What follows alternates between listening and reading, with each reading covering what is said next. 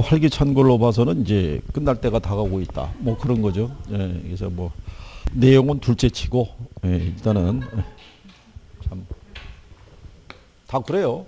모든 학원에서 시험이 임박해도요. 좀 일찍 끝나면은 다들 좋아하세요. 일단 뭐 다른 건 없어요. 그죠? 요즘 뭐 학원에서 특강 같은 거 하게 되면 그러니까 무조건 8시, 9시에 끝난다고 그러고 나오니까. 그러니까. 그러고 나온다. 늦게 끝난다고 그냥 저녁까지는 다 알아서 해결하고 이러면서 이제 하는 거죠. 참. 그것도 얼마 안 남았다는 거죠. 이제 그렇게 핑계를 댈 수 있는 경우도. 그래서 자, 이 남은 기간이면 지금까지 공부를 전혀 안 하셨으면 모르겠는데 하셨으면 이 기간 동안에 플러스 뭐 4, 플러스 뭐 6, 7 뭐 이거 올라가는 거는 가능해요. 그게 확실하게 내 것으로 만들어주는 거. 그 다음에 실수와 착각을 줄이는 거. 매번 모의고사 볼 때마다 실수하지 않나요? 그렇잖아요. 참 희한하죠. 박과장과 뭐 쓰는 거에선 칼같이 잡아내는데 이거는 안 그런 거예요. 그죠? 그러니까 익숙하지 않아서 그런 거예요. 그러니까 그거를 잘 보고 판단하셔야 되죠. 자, 27번에 가면 옳은 거 모두 고르라고 그랬죠. 예. 근데 벌써 지문이 몇 개가 돼 있어요? 아니. 그 밑에 지문이 2개씩 들어가 있잖아요. 그러면 맞는 게 딱 2개란 얘기예요. 그 2개는 틀리다고 봐야 되는 거예요. 그죠? 근데 본인이 생각할 때 맞는 게 3개가 나오잖아요. 그럼 뭔가 내가 착각하고 있는 거예요. 그죠? 힌트를 드리는 거예요. 그게 알려준다고요. 출제자가. 밑에다가 이렇게 저기 보면은 기역, 니은, 디귿을 해서 4개를 줬잖아요. 4개를 줬는데 지문의 구성이 2개씩밖에 안 들어가 있잖아요. 이거는 간결하게 해준 거죠. 2개만 찾으라는 거잖아요. 2개만. 기억해 보면 주택금융은 주택 소유자에게 자금을 융자해 줌으로써 주택 구매력을 높인다는 것 있죠. 그건 맞는 거죠. 그러면 일단 기억은 들어가야 돼요. 그죠? 그럼 1, 2, 3번 중에 하나가 답이 돼요. 그 다음에 그러면 차이가 뭐냐면 디귿하고 리을의 차이잖아요. 그러면 어디를 먼저 가야 돼요? 그렇죠. 디귿을 먼저 가야 돼요. 자, 주택개발금융은 서민에게 주택을 담보로 하고 자금을 융자해 주는 실수요자 금융이라고 그랬죠. 그럼 걔는 틀린 거예요. 그렇죠? 예, 그거는 주택 소비금융이에요. 그렇죠? 그러면 리을에 나와 있는 주택자금 융자 있죠. 주로 장기 융자 형태이므로 대출 기간에 유동성 제약이 발생할 우려가 있어서 주택 저당 채권의 유동화의 필요성이 있다고 그러죠. 예, 걔가 맞는 거예요. 그게 무슨 얘기냐면 자금 수요자하고요. 금융기관 사이에 거래가 이루어지는 게 몇 차 시장이라고 그랬냐면 이게 1차잖아요. 그러면 여기 있는 금융기관은 자금 수요자가 소유한 주택 있죠. 이거를 담보로 해서 뭐를 해줘요? 융자를 해주는데 통상 이게 장기라고요. 자, 그럴 때 금융기관이 요 융자를 해줄 때 기초가 되는 돈은 이 불특정 다수의 고객들로부터 예금을 수취해서 대출해 주는 거예요. 근데 고객이 맡긴 예금은 단기자금이라고요. 그러면 단기자금을 장기로 운영하게 되면 기간이 불일치하죠. 그럼 얘네가 유동성 문제 걸린다고요. 그럼 얘는 장기 대출을 못 해줄 거 아니에요. 그러면 얘네는 이 집에다 융자를 해주고 확보하고 있는 저당권이 있죠. 저당권에 기초한 게 저당 채권이라고 그랬죠. 이건 권리일 뿐이지 현금이 아니잖아요. 그러니까 이거를 뭐 하면 유동화시키면 그러면 현금이 다시 들어오잖아요. 그죠? 예, 그래서 저당 채권의 유동화가 필요하게 되었다 이런 얘기예요. 그러면 니은에서는 주택 소비금융 있죠. 주택을 구입하려는 사람의 신용을 담보로 제공하고 이렇게 있죠. 그게 틀렸다는 얘기예요. 신용이 아니라 주택을 담보로. 그 밑에 디귿에 나와 있잖아요. 주택 소비금융은 서민에게 주택을 담보로 하고 자금을 융자해 주는 거예요. 그래서 답이 몇 번이다? 여러분들이 은행에 가셔가지고 대출 창구에 가가지고 대출 받으러 왔다고. 그죠? 예. 그러면 은행에서 뭐 물어보겠어요? 담보 얘기하겠죠. 그때 본인의 미래와 본인의 가치와 뭐 이거를 떠들어봐야 조금 듣고 있다가 다시 얘기하죠. 그래서 담보는 또 어떻게 되는 겁니까? 이걸 물어볼 거 아니에요. 결국 주택을 담보로 빌려주는 거지. 신용대출은 고소득자들은 신용대출을 받으면은 그 소득의 2배까지 받을 수 있어요. 그러니까 이번에 그것도 제한을 시켜버린 거잖아요. 그거 받아가지고 또 주택 구입할 때 쓸까봐. 그래서 뭐 그런 내용이죠. 자, 그 다음에 28번을 보시면요. 자, 발행자가 주택저당 채권, 집합물을 가지고 일정한 가공을 통해 위험 수익 구조가 다양한 트렌치로 구성된 증권 나오죠. 그럼 바로 뭐겠어요? 그렇죠. 여기서 CMO 하나만 다계층이에요. 그렇죠? 예, 여러 개로 되어 있는 거죠. 우리나라에서 현재 발행되는 구조는 CMO 하나밖에 없다라고 말씀을 드린 거고요. 28번과 같이 읽으면서 답이 팍 나오는 애들도 있죠. 예, 그러니까 시험장에 가면 똑같아요. 그렇게 답이 나오는 애들이 있어요. 그 다음에 29번에 가면 우리나라 부동산 투자회사 제도에 관한 설명으로 옳지 않은 거를 물어봤죠. 1번에 자기관리 부동산 투자회사는요. 설립 등기일부터 10일 이내에 대통령령이 정하는 바에 따라 설립 보고서를 작성해서 국장에게 제출을 해야 돼요. 그건 시험에 한번 인용이 된 거예요. 그 다음에 3번에 보면 부동산 투자회사는 자산을 부동산 개발 사업, 지상권, 임차권 등 부동산 사용에 관한 권리 등에 어느 하나에 투자하도록 명시가 되어 있어요. 그 맞는 표현이고요. 부동산 투자회사는 영업인가를 받거나 등록을 하기 전까지는 발행하는 주식을 일반의 청약에 제공할 수는 없다 이런 얘기죠. 그 다음에 5번에 보면 부동산 투자회사는 영업인가를 받거나 등록을 하고 최저자본금 이상을 갖추기 전에는 현물 출자를 받는 방식으로 신주를 발행할 수가 없어요. 그래서 답이 2번이에요. 2번에 보시면 자기관리 부동산 투자회사는 자산의 투자 운영 업무를 자산관리회사에 위탁해야 된다고 그러죠. 그 위탁하는 애는 위탁관리하고 기업 구조조정 부동산 투자회사죠. 그래서 답이 2번. 그렇죠? 얘네는 기본적으로 이렇게 생각해 보시면 되는 게 MBS 있죠. 얘가 대표적인 부채증권이라고요. 여기 있는 리치 있죠. 얘가 대표적인 지분증권이라고요. 그러니까 한 문제씩 나오는 거예요. 그죠? 그리고 이제 아까 우리가 소비금융하고 개발금융 했잖아요. 소비금융의 대표적인 게 저당대부예요. 그러니까 부동산 담보로 대출을 받잖아요.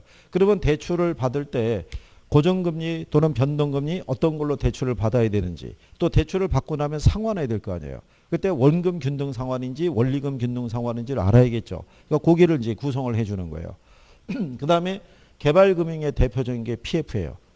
프로젝트 파이낸싱. 그러니까 걔네들이 기초가 되는 거예요. 출제할 때. 그래서 4개 파트는 기본적으로 정리가 되셔야 되는 거예요. 그죠? 자, 그 다음에 이제 30번에 가보시게 되면 마케팅 믹스 나와 있죠. 4P가 있을 때 뭐 있다고 그랬어요? 이렇게 해서 제가 유판 그래서 4가지 있다고 그랬었죠.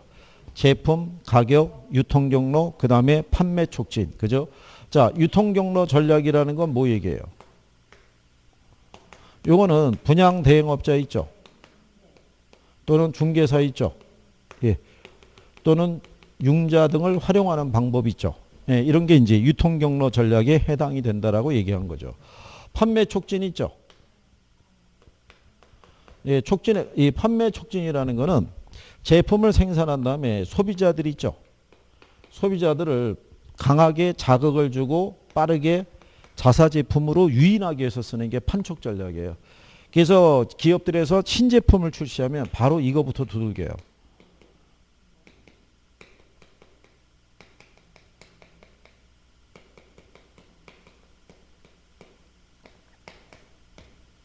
그죠? 이렇게 해서 여기도 저 터미널 가게 되면요. 거기 이거 해요.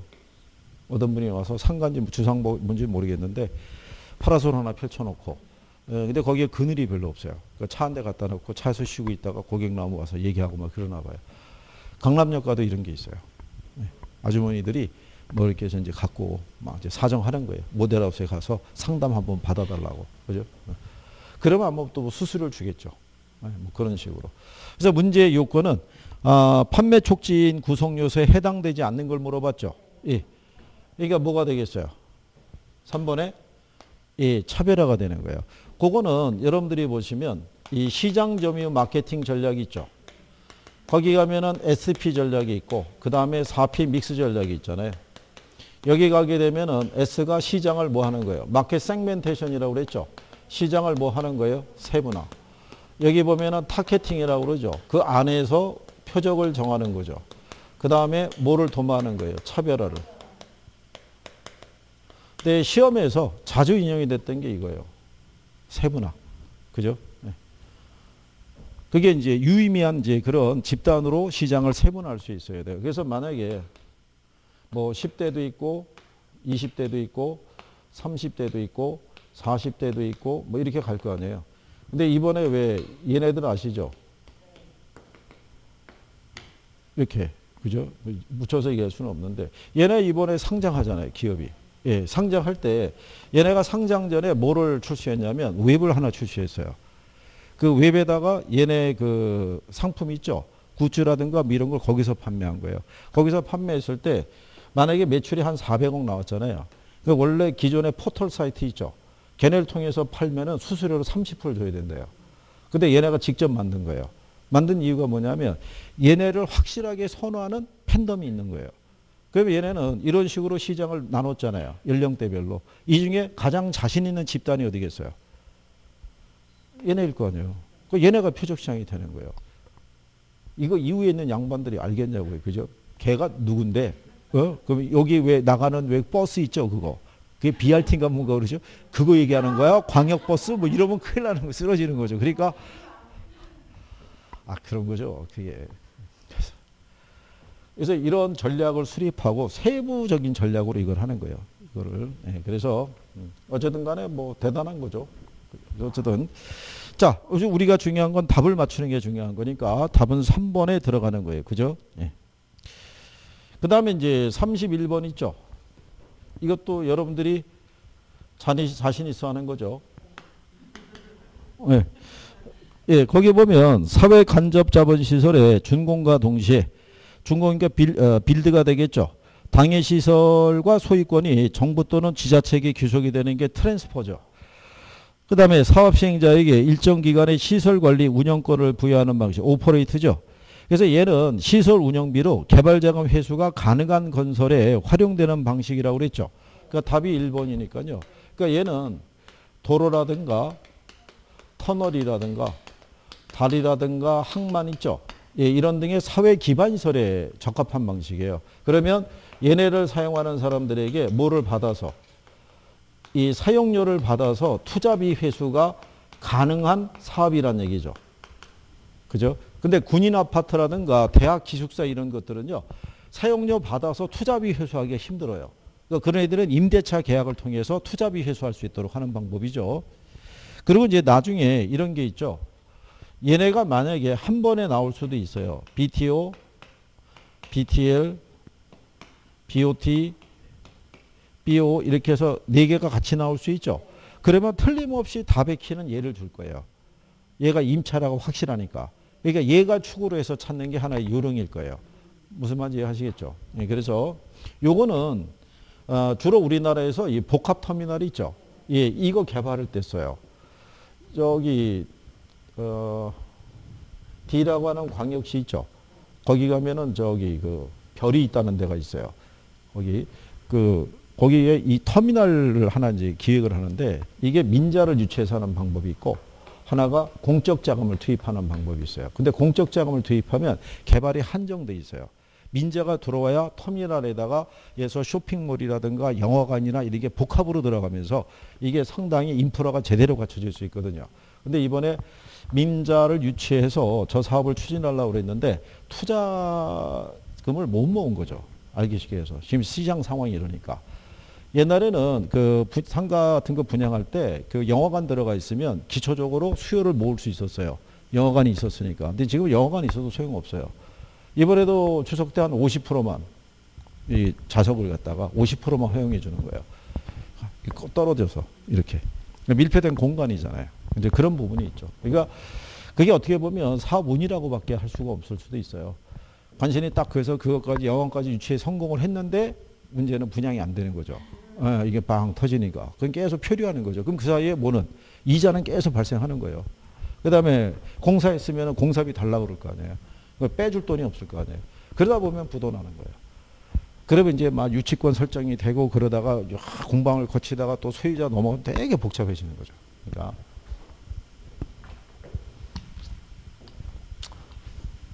올해 이것 때문에 타격 본 분들이 참 많죠. 그래서 안타까운 일이죠, 진짜. 자, 그 다음에 이제 32번에 보면 다음은 민간의 부동산 개발에 관한 설명이다. 올바른 걸 물어봤죠. 자, 기억에서 포인트를 줘요. 형식적으로 소유권이 이전되는 것 있죠. 예, 그거는 토지 신탁 개발 방식이에요.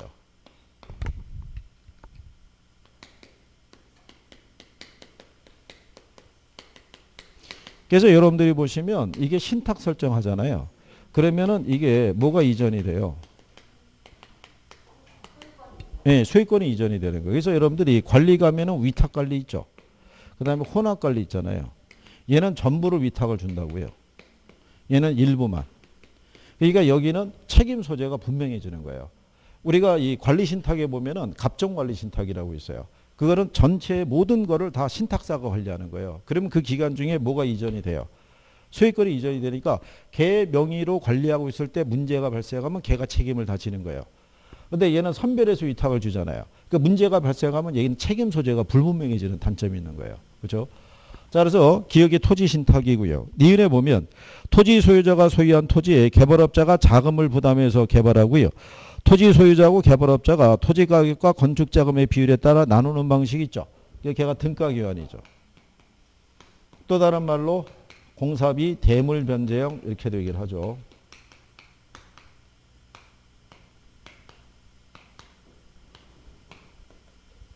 그렇죠? 예. 그래서 답이 몇 번이다? 2번. 예.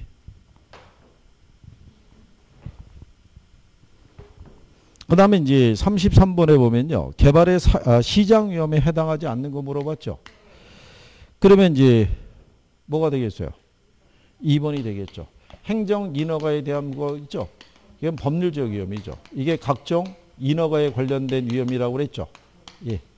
그리고 이제 시장 위험이라는 거는 시장의 불확실성에서 갑작스러운 경기 침체로 인해서 분양이나 임대가 잘 안 될 때 있죠. 그때 나타나는 거고, 비용 위험이라는 것은 공사 기간이 연장이 되거나 또는 인플레 등이 유발이 되면서 나타나는 위험이다라고 이렇게 얘기한 거죠.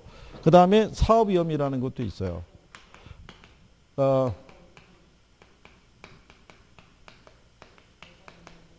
예, 매장 문화재가 출토된 경우 있죠. 예, 이건 사업 위험이에요. 그죠? 땅 밑에 뭐가 있는지는 실상은 아무도 모르죠. 그렇잖아요. 이게 지금 다 대부분의 나라가 모르는 게 땅 밑이 있죠. 바다 밑은 바다 밑은 더 모르고요. 예. 땅 밑에도 지금 현재 우리가 아마 도시가스관이 있죠. 예, 이거하고 뭐 상수도관 이런 정도 매설된 것만 확인이 되지. 그 깊이 들어가면은 뭐가 있는지를 모르죠. 그래서 간혹 가다가 왜 재개발이나 재건축 사업할 때 파잖아요. 파다가 보면 막 드러나는 거죠. 그래서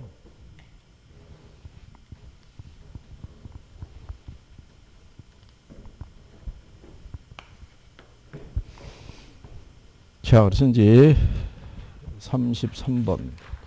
그 다음에 이제 그 34번서부터가요. 여기 지금 간평으로 되어 있잖아요.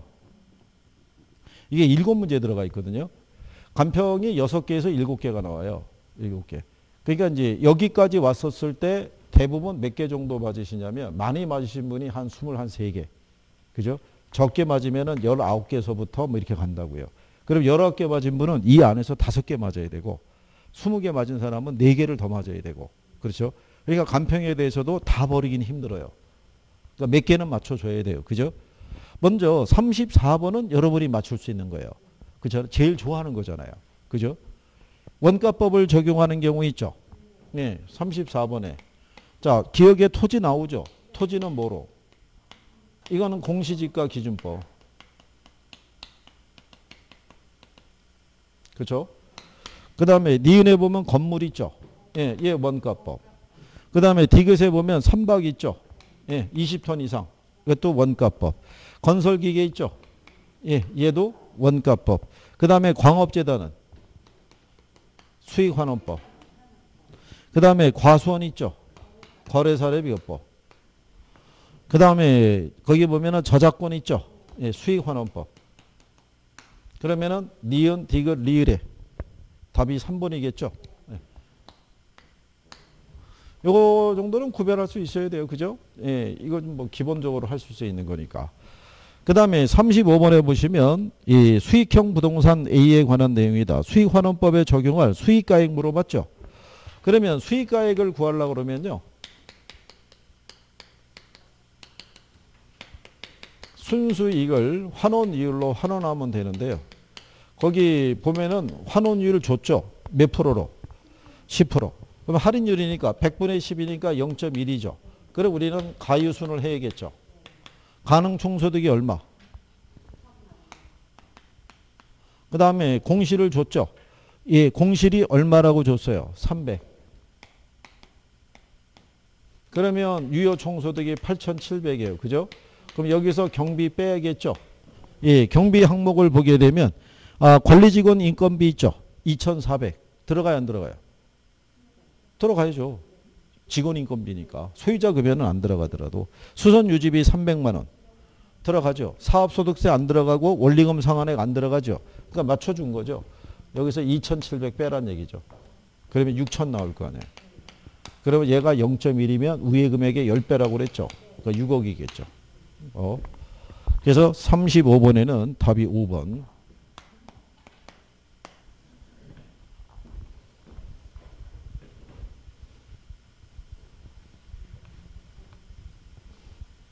요즘 이 수익 방식에서 구하는 거는 이런 스토리로 나왔어요. 두 번이 최근에. 이렇게 해서. 그 다음에 이제 36번에 가게 되면요. 적합의 원칙하고 균형의 원칙을 물어본 거죠. 예, 그래서 가장 틀린 걸 물어봤어요. 그죠? 일단은 균형의 원칙이라는 건 내부적 측면에서 대표적인 게 무슨 원칙? 균형의 원칙. 외부적인 측면에서의 대표적인 게 무슨 원칙? 적합의 원칙. 그래서 얘가 기능적 감가 판단의 기준이 되고요. 얘는 무슨 감가? 예, 경제적 감가. 그렇죠? 예. 그래서 이제 거기 1번에 보면은 이 균형의 원칙은 외부적 관계의 적합의 원칙과는 대조적인 의미로 부동산 구성 요소의 결합에 따른 최유효 이용을 강조하는 것이다라고 했으니까 맞는 표현이고요. 그 다음에 2번에 가면 균형의 원칙은 내부적인 거, 적합의 원칙은 외부적인 관계. 그 다음에 거기 5번에 보면 균형의 원칙은 기능적 감가액. 그 다음에 적합의 원칙은 경제적 감가액과 관련이 있다라고 해놨죠. 그러니까 틀린 건 3번이죠. 복도의 천장 높이를 과대 개량한 전원주택이 냉난방비 문제로 시장에서 선호도가 떨어질 때는 균형의 원칙을 쓰죠. 밸런스가 안 맞았으니까. 그래서 답은 몇 번이다? 예, 3번.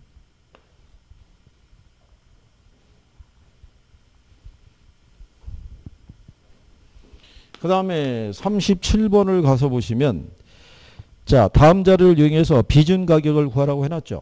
근데 거기 거래 사례 가격이라고 있죠. 그 얘기는 거래 사례 비교법 쓰라는 얘기죠. 이게 공시지가 기준법을 쓰면요. 거기 표준지라고 나와 있을 거예요. 근데 여기 보면 사례 가격이라고 해놨죠. 그럼 우리는 사례 가격으로부터 사시지계면 하면 돼요. 근데 사례 가격이 얼마라고 그랬냐면 100만 원. 평방미터당. 근데 거기 보면은 사정보정이 있죠. 정상의 가격보다 몇 프로 저가로 거래됐대요. 20%. 그러면 항상 분모가 되는 게 무슨 부동산? 얘가 들어오는 거예요. 거래 사례 비교법이니까 사례가 중요한 방식이에요. 여기가 대상이라고 그랬죠. 둘 다 100을 기준으로 해서 우세하면 더해주고 열세하면 빼주라고 얘기했잖아요. 열세하다고 그랬잖아요. 100에서 20 빼줘야죠. 그럼 80분의 100이니까 1.25 나오겠죠. 그죠? 그 다음에 시점 수령 있죠. 거래 시점부터 긴점까지 가격 상승률이 10%라고 그랬죠. 그럼 100분의 110 개념이죠. 1.1 나오겠죠. 그 다음에 지역은 인근 지역이죠. 예, 근데 개별 요인은 대상 부동산의 사례 부동산보다 몇 프로 우세해야 돼요. 그러면 100분의 120이 되겠죠. 그러면 1.2. 그럼 얘네 3개 곱하면 되죠. 1.25 곱하기 1.1 곱하기 1.2 곱하잖아요. 그럼 얘가 1.65 나와요. 그럼 165만 원 나오죠. 그래서 답이 몇 번이다? 4번.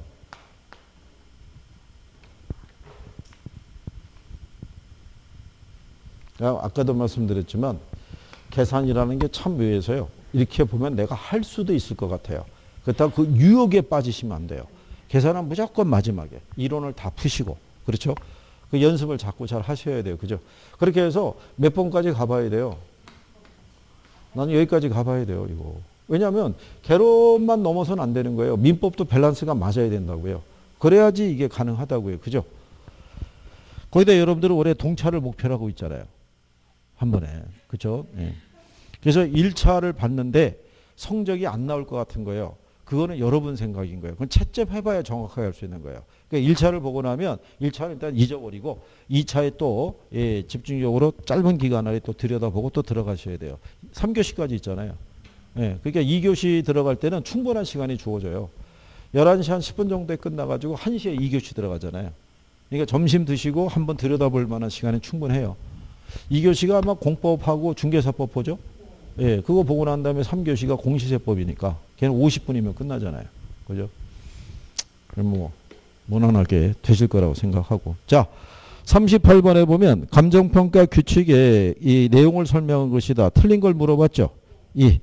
38번에 보면 1번에 적산법 나오죠? 그게 맞는 표현이죠? 예. 적산법의 용어 정도는 항상 알아두셔야 돼요. 그죠? 이거.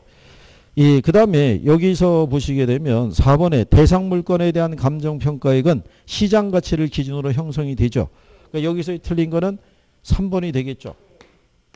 자동차 하고요. 항공기 그리고 선박의 감정평가 방법은 동일하다 그러면 틀리죠. 자동차는 뭐로? 예, 거래사례비교법. 그죠? 그 다음에 선박하고 항공기 있죠. 예, 얘는 원가법으로 구하도록 돼 있죠. 근데 얘네들이 전부 다 효용 가치가 없을 때는 해체 처분 가액으로 구한다고 얘기했어요. 그 다음에 이제 39번에 보시면 다음과 같이 조사된 건물의 기준점 현재 원가법에 의한 적산 가격 물어봤죠. 예, 이게 적산 가격 또는 적산 가액이라고 되는데요. 이거는 제조달 원가에서 뭐 빼면 되는 거예요. 예, 감가 누계액을 빼면 되죠. 그러면 여기서 우리가 감가 누계액 있죠. 이거는 매년의 감가액 있죠.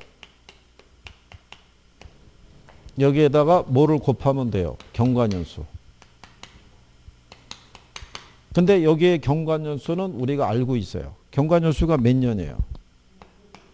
5년이라고요. 준공 시점이 있죠. 예, 2017년이고, 2012년이고요. 기준점이 2017년이잖아요. 그러니까 5년 경과했다는 거예요.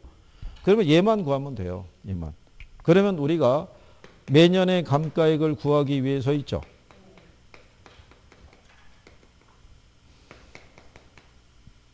여기가 경제적 내용연수고요. 이게 제조달 원가에서요. 1- 잔가율을 곱해서 구할 수도 있고요. 그냥 제조달 원가에서 잔존가치 뺄 수도 있어요. 여기 보시면 경제적 내용연수가 몇 년? 40년. 제조달 원가는요? 뭐 2억인가 얼마 줬을 거 아니겠어요? 5억 줬군요. 5억. 예. 근데 여기서 한 가지 알아두실 거는 제조달 원가가 5억이잖아요. 근데 거기 보시면은 준공 시점의 건축 비수가 100이죠. 기준점의 건축 비수가 120이죠. 그러면 100분의 120 하면 1.2죠. 그러면 지금은 제조달 원가가 6억이라는 얘기죠. 6억으로 수정해 줘야 돼요. 그래서 6억이고요. 잔가율이 10%죠. 예. 그러면 1-0.1이니까 이게 0.9가 나올 거 아니에요. 그러면 6, 9, 54니까 5억 4천이죠. 5억 4천을 40으로 나누잖아요. 그럼 나오는 게 얼마 나오냐면 1,350만 원 나와요. 그러면 1,350 곱하기 5 하잖아요. 얼마 나온다? 이거 계산하시면은 네, 6,750만 원 나오죠. 그러면 제주도 원가가 6억이잖아요. 예, 6,750 빼게 되면 5억 3,250만 원 나오겠죠. 그 답이 3번. 자, 그래서 여기에서도 하나의 변화가 있는 거예요. 이게 제주도 원가가 얼마로 수정해야 된다. 6억으로. 그렇죠? 아니면 그냥 5억이라고 해서 5억만 대입하게 되면 또 금액이 안 맞아 떨어지거나 이렇다고요. 그래서 계산에 자신이 있다고 해도 갈 때 풀면 곤란하다는 거예요. 하다 휘말려가지고 막 이렇게 해갖고. 그죠? 그래서 조금 그 뒤에서 애타게 부른 애들이 있을 거 아니에요. 예? 걔는 보기만 하면 답이 나오는 애들이 있잖아요. 걔들부터 다 푸신 다음에 나중에 시간이 남으면 그때 하셔도 돼요. 그죠?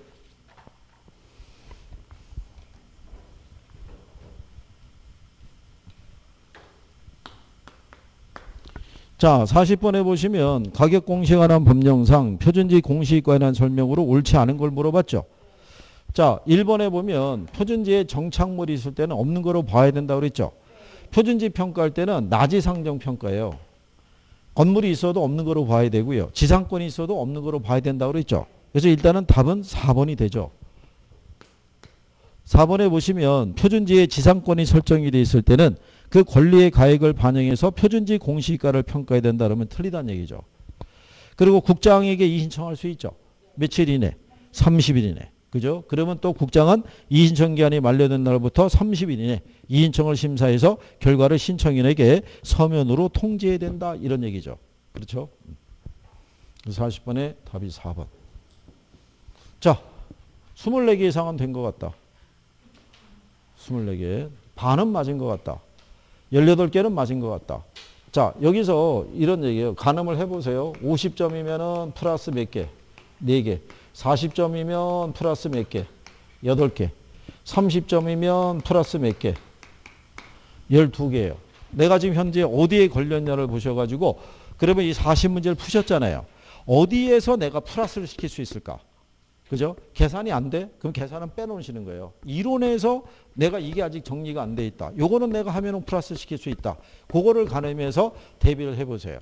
그래서 다음 주에 나오는 이제 4회차 정리할 때 단 여기서 일로 바로 점핑할 수는 없어요. 이게 일단은 요 단계별로 넘어간다고 이렇게 해보세요. 그렇게 해서 만약에 시험이 상대적으로 조금 가볍게 나오면은 60점까지 가능할 수 있도록. 그죠? 예.